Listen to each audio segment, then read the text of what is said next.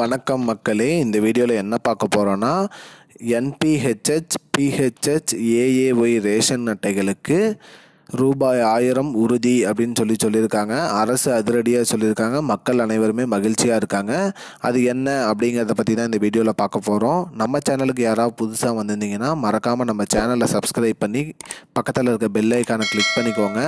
இந்த வீடியோவுக்கு ஒரே ஒரு லைக்கை மட்டும் கொடுத்துருங்க. வாங்க வீடியோக்குள்ளே போகலாம்.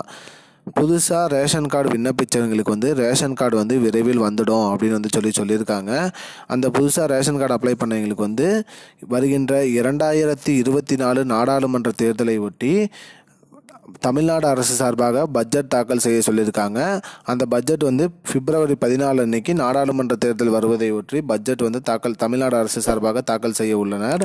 அந்த இதில் பார்த்திங்கன்னா புதுசாக ரேஷன் கார்டு வாங்குறவங்களுக்கும் மகளிர் உரிமை தொகை பெறுவதற்கு ரூபாய் 1000 சேர்த்து பட்ஜெட் தாக்கல் செஞ்சுருக்காங்க. புதுசாக எவ்வளோ பேர் ரேஷன் கார்டு அப்ளை பண்ணியிருக்காங்க, அதில் யார் யார் எலிஜிபிளாக இருக்காங்க இந்த மகளிர் உரிமை தொகை வாங்கிறதுக்கு அப்படிங்கிறத பார்த்து அவங்களோட அமௌண்ட்டையும் சேர்த்து தான் பட்ஜெட்டில் தாக்குதல் செஞ்சுருக்காங்க.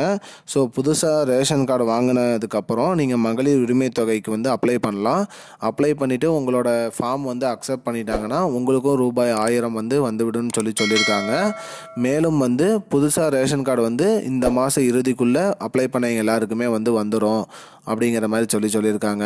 நீங்கள் ரேஷன் கார்டு வாங்கினதுக்கப்புறம் மகளிர் உரிமை தொகை ஃபார்ம் வாங்கி ஃபில்அப் பண்ணி அதை கொடுத்துருங்க.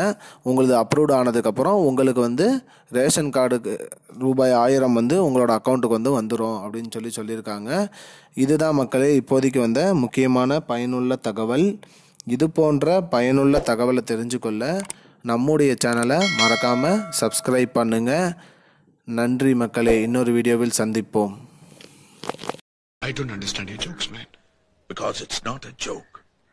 முன்ன பின்ன தெரியாத ஒரு பையனுக்காக subscribe விடுற அந்த மனசு இருக்க, அதான் கடவுள்.